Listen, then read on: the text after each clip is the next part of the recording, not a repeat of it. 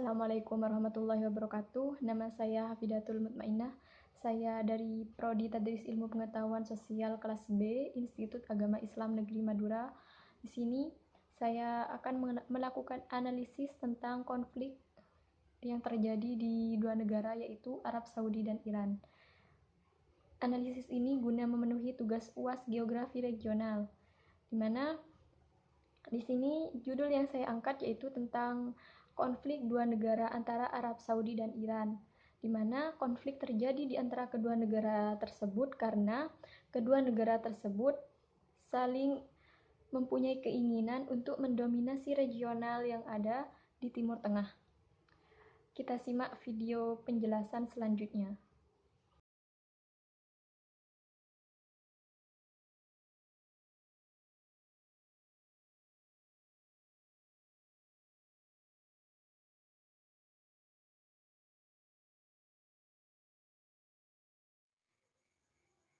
Poin pertama yang akan menjadi pembahasan yaitu penyebab peran proksi kontemporer Arab Saudi dan Iran. Di sini dijelaskan bahwa terdapat beberapa pandangan yang menjelaskan mengenai penyebab dari persaingan kedua negara yang berlangsung dalam bentuk perang proksi. Penyebab pertama yaitu baik Iran dan Arab Saudi memiliki keinginan untuk menjadi negara pemimpin regional.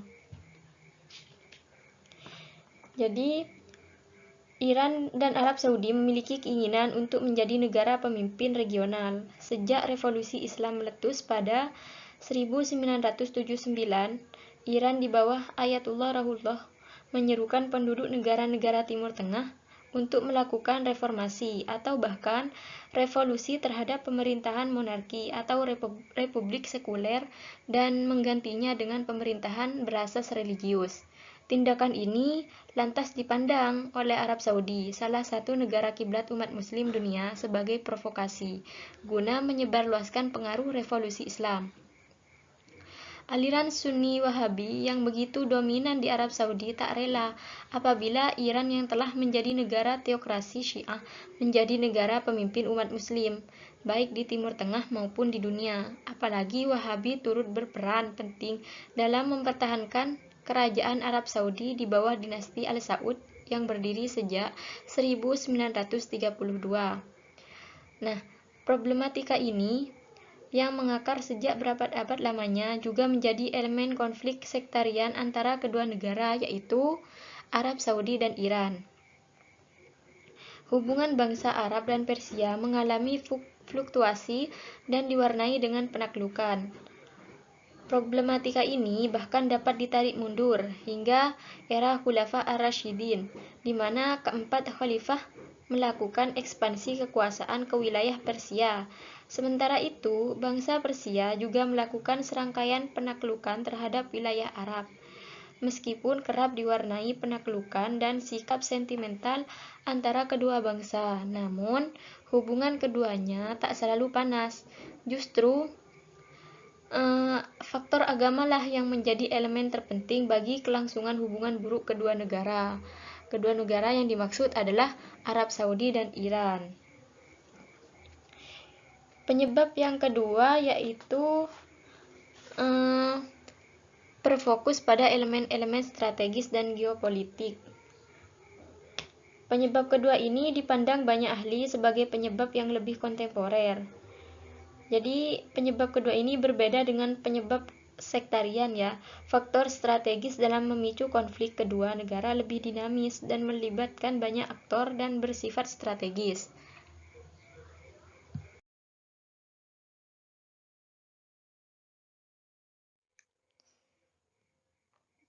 Poin kedua yaitu di sini ada 3 isu penyebab rivalitas Arab Saudi dan Iran. 3 isu yang melandasi rivalitas Arab Saudi dan Iran dalam mendominasi Timur Tengah secara geopolitik. Yang pertama, pandangan superioritas regional dari masing-masing negara.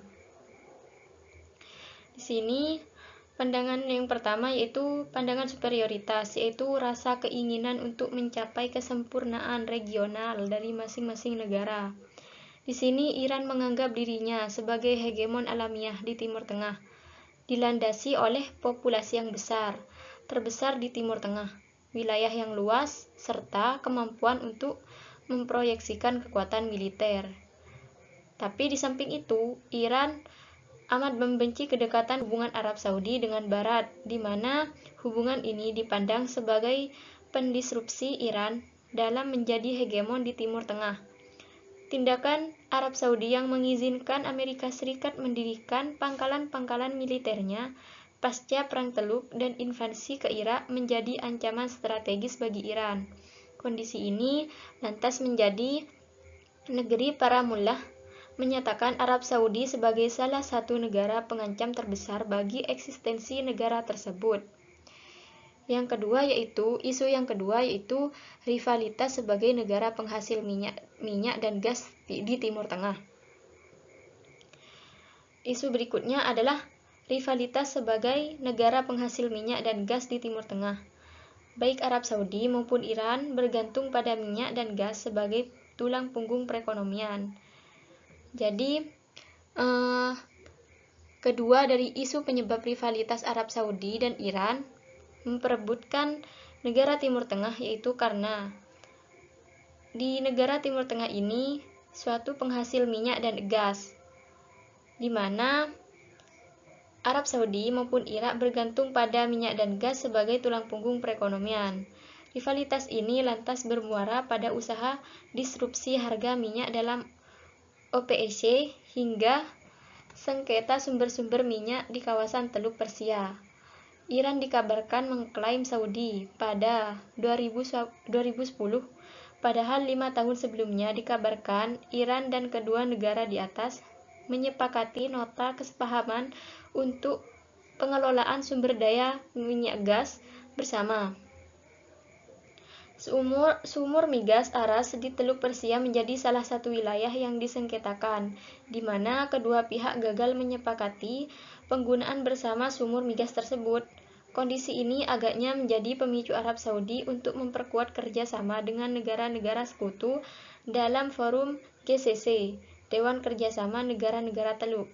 Sementara itu, Iran pula memanfaatkan OPEC untuk mengakomodasi kepentingannya, salah satunya memperbaiki perekonomiannya akibat sanksi internasional dalam dasawarsa terakhir. Akibatnya, harga minyak dapat mengalami kenaikan mengingat peran OPEC sebagai kartel minyak internasional dalam mengendalikan harga minyak. Apalagi pada 2018, Iran memproduksi 4,5 juta barel minyak dan mengekspor 1,7 juta barel minyak. Keberadaan sumber minyak di Kuwait dan Bahrain notabene merupakan sekutu Arab. Dan di sini isu ketiga yaitu problematika Selat Hormuz menjadi isu geopolitik pelik yang menjadi pemicu rivalitas kontemporer Iran dan Arab Saudi. Selat Hormuz menjadi isu geopolitik yang menjadi pemicu rivalitas kontemporer Iran dan Arab Saudi. Karena di sini Selat Hormuz merupakan salah satu elemen geografis penting di Timur Tengah, karena menjadi jalur strategis distribusi minyak bumi ke seluruh dunia, di mana 20% distribusi minyak dan gas alam dunia melewati selat ini. Dinamika di selat ini menjadi fitur penting dalam menyebabkan konflik geopolitik antar negara Timur Tengah. Terjadi sejak Perang Iran dan Irak pada tahun 1980-an, di mana Amerika Serikat menempatkan kapal-kapal perangnya untuk menjaga kepentingan mereka atas distribusi migas sebagai sumber energi utama kala itu. Sebagai negara penghasil minyak dan gas, baik Iran dan Arab Saudi tentu saja membutuhkan selat ini, apalagi Iran tengah menghadapi sanksi ekonomi, menyulitkan investasi dari negara lain untuk masuk ke negara tersebut, menyebabkan Iran hanya mengandalkan migas sebagai sumber pendapatan nasional. Nah, akibatnya sengketa wilayah, perang klaim dan adu provokasi tak terhindarkan mengingat tidak ada krisis terbaru di kawasan ini terjadi sepanjang 2019 hingga 2020, di mana kedua kekuatan melakukan provokasi fisik dengan saling menyerang fasilitas minyak. Arab Saudi menuding Iran melakukan penyerangan terhadap fasilitas minyak di Abu Qaid dan Khurais. Kerugian yang diterima oleh Arab Saudi mencapai 5,7 juta barel per hari, menyebabkan kenaikan harga minyak secara drastis hingga 15%. Banyak pihak menilai korupsi pengawal revolusi Islam dan kelompok proksinya. Namun di sisi lain, Iran menuding Arab Saudi dan sekutu-sekutunya terutama Amerika Serikat melakukan sabotase terhadap kapal-kapal tanker Iran dan membatasi pergerakan kapal tanker Iran yang memasuki Selat Hormuz. Hingga kini, krisis di kawasan Teluk Persia belum kunjung usai dan memasuki babak baru, terutama setelah Amerika Serikat melakukan serangan mendadak terhadap Jenderal Qasim Soleimani, salah seorang kesepakatan pembagian wilayah resmi di selat ini. Jadi, ketiga isu geopolitik di kawasan ini saling berkaitan dalam memantik perang proksi di antara Iran dan Arab Saudi. Kondisi ini lantas menjadi pangkal kesimpulan bahwa isu geopolitik di Timur Tengah tak dapat dipandang sebelah mata. Aspek-aspek geopolitik tetap akan menjadi elemen penting dalam analisis isu-isu di Timur Tengah. Apalagi Timur Tengah kerap dipandang sebagai kawasan perebutan kepentingan bagi banyak aktor di dunia, termasuk dari dalam kawasan itu sendiri, yaitu Arab Saudi dan Iran.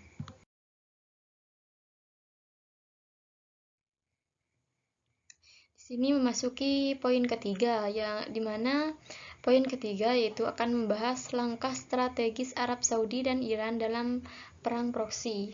Nah, sebagaimana telah dipaparkan, konsep hegemoni regional menggambarkan adanya persaingan negara-negara dalam suatu kawasan demi menjadi hegemon di kawasan tersebut. Sejak Revolusi Islam 1979 dan semakin meruncingnya pertentangan antara Iran dan Arab Saudi, keduanya semakin menempatkan diri mereka sebagai negara kunci dalam percaturan geopolitik di Timur Tengah. Berikut merupakan analisis terhadap langkah strategis keduanya dalam perang proksi sebagai usaha mereka untuk mencapai status hegemoni regional di Timur Tengah. Yang pertama yaitu pembentukan aliansi dengan kekuatan mayor. Salah satu aspek kunci dalam perspektif neorealisme mengenai bagaimana negara menghadapi negara lain sebagai usaha menjadi hegemon regional adalah dengan membentuk aliansi. Aliansi dibentuk apabila negara menilai bahwa kekuatannya sendiri belum ideal untuk menghadapi rivalitas dengan negara adversari atau merasa terancam dengan kehadiran negara lain, karenanya perlu melakukan perimbangan kekuatan. Hal ini menjadi pilihan krusial negara di tengah sistem internasional yang anarki, dengan ketiadaan entitas yang mengatur perilaku negara. Baik Arab Saudi maupun Iran, keduanya mendekati negara-negara lain, terutama kekuatan mayor dunia, untuk meningkatkan nilai tawar kekuatan mereka. Tindakan ini lantas diarahkan oleh kedua negara untuk memproyeksikan kemungkinan menjadi hegemon regional di Timur Tengah. Secara umum, keduanya memiliki pendekatan yang berbeda dalam membentuk aliansi. Yang pertama yaitu Arab Saudi, cenderung dekat dengan negara-negara barat, dalam hal ini NATO dan Amerika Serikat. Di sisi lain, Iran memanfaatkan hubungan dengan Rusia, Tiongkok, dan negara-negara bekas blok timur sebagai usaha perimbangan kekuatan menghadapi Saudi. Dari situasi ini telah berlangsung sejak 1980-an, di mana Arab Saudi pula menjadi sekutu strategis Amerika Serikat yang menguntungkan. Arab Saudi membutuhkan alutsista dan perlengkapan militer guna menghadapi laju militer Iran dalam perang Iran-Irak yang semakin mengancam.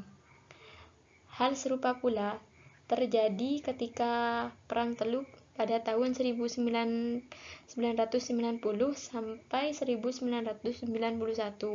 Bedanya kali ini, Irak menjadi musuh aliansi Arab Saudi dan Amerika Serikat. Perang ini pula menjadi titik balik di mana kekuatan Irak mulai mengalami deklinasi, sementara Arab Saudi perlahan mulai membentuk jalan menjadi hegemon regional. Namun di sisi lain, Amerika Serikat membutuhkan suplai minyak sebagai sumber energi utama sebagai negara petrodolar. Arab Saudi menjadi salah satu negara Timur Tengah yang mendominasi produksi minyak bumi, dengan posisi politik yang tidak konfrontatif terhadap Amerika Serikat. Jadi alhasil hubungan Amerika Serikat dan Arab Saudi di era kontemporer pula banyak dipengaruhi oleh perdagangan minyak bumi. Kedua negara ini bahkan pernah membuat kesepakatan terkait perdagangan minyak bumi, bahwa selama Arab Saudi menjadi penyuplai utama kebutuhan minyak bumi Amerika Serikat akan menjamin keamanan seluruh fasilitas minyak Arab Saudi. Secara umum dipandang sebagai pernyataan bahwa Amerika Serikat akan melindungi wilayah Arab Saudi secara menyeluruh, mengingat besarnya produksi minyak bumi negara tersebut dan besarnya kebutuhan minyak Amerika Serikat dari Arab Saudi. Di bawah Trump, Amerika Serikat secara tegas menyatakan dukungan terhadap Arab Saudi dalam sektor pertahanan keamanan, termasuk menyokong negara tersebut dalam berbagai operasi militer, di antaranya dalam menghadapi kelompok Islamic State in Iraq dan Syria. Tak hanya dengan perdagangan senjata, usaha bersama kedua negara dalam menghambat Iran secara geopolitik juga diwujudkan dalam bentuk militer. Dalam hal ini, Amerika Serikat tak hanya melindungi Arab Saudi, melainkan juga negara-negara Teluk yang menjadi sekutu dan proksinya, seperti Bahrain, Qatar, Uni Emirat Arab, Kuwait, dan Oman.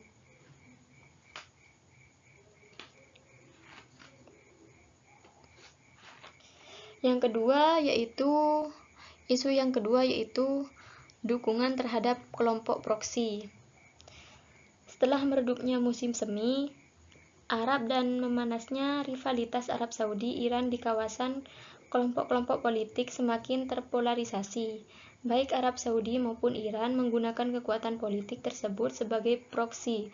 Sebagian besar di antara kekuatan tersebut memiliki sayap milisi menjadi faktor sendiri yang mendorong mereka terlibat dalam berbagai konflik pasca musim semi Arab di Timur Tengah. Sayap milisi dari kelompok proksi yang disokong kedua negara kerap saling bentrok dan medan pertempuran demi memenangkan kepentingan negara-negara induknya.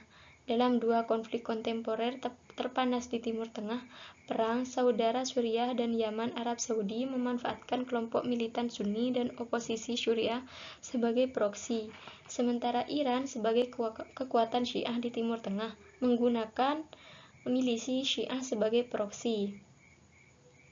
Arab Saudi dikenal dengan berbagai kekuatan militan Sunni di Timur Tengah. Milisi-milisi tersebut digunakan Arab Saudi untuk membendung pengaruh Syiah yang berusaha disebarkan Iran pasca revolusi Islam. Yang ketiga yaitu kompetisi senjata. Alutsista merupakan komponen penting dalam rivalitas antar negara dalam ruang lingkup geopolitik. Tak hanya menjadi sarana untuk melakukan ofensif, alutsista menjadi kunci untuk menciptakan efek pengantar dari perspektif defensif. Baik Arab Saudi maupun Iran dalam dasawarsa terakhir juga melakukan usaha peningkatan kapabilitas pertahanan dengan kompetisi persenjataan. Sebagaimana dalam poin pertama segmen pembahasan ini, kompetisi persenjataan dua negara ini erat kaitannya dengan aliansi kekuatan mayor yang dibentuk kedua negara. Meskipun Iran di tengah embargo ekonomi yang dihadapinya berusaha untuk berdikari dalam sektor militer. Arab Saudi agaknya belum menjadikan kemandirian secara militer sebagai fokus strateginya, mengingat militer Arab Saudi sendiri tidak memiliki strategi untuk menghadapi perang jangka panjang secara mandiri. Kondisi demikian dibuktikan dengan kurangnya pengalaman militer Saudi menghadapi perang yang sesungguhnya.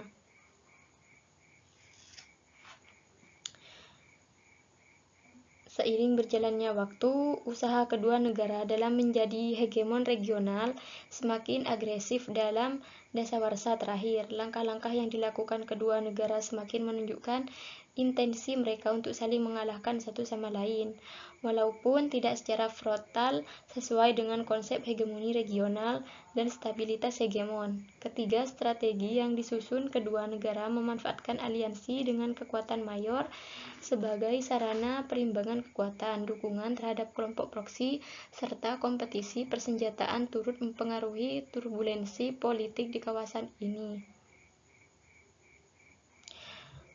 Dengan perluasan perang proksi kedua negara hingga mempengaruhi dua perang besar kontemporer di Timur Tengah yang belum usai hingga kini. Perang sejarah saudara Suriah dan Yaman menunjukkan bahwa rivalitas keduanya belum akan selesai, baik Iran maupun Arab Saudi masih melakukan usaha perimbangan kekuatan. Jadi di sini menganggap lawan masing-masing sebagai ancaman dan melanjutkan kompetisi mereka, menyebabkan perdamaian di Timur Tengah hanya menjadi angan belaka. Apalagi keduanya merupakan negara kunci di kawasan dipandang dari aspek geopolitik. Pandangan keduanya untuk menjadi hegemon sekaligus stabilisator kawasan agaknya belum akan tercapai dalam waktu dekat, mengingat posisi keduanya yang relatif seimbang. Mungkin hanya itu yang bisa saya sampaikan, kurang lebihnya mohon maaf. Assalamualaikum warahmatullahi wabarakatuh.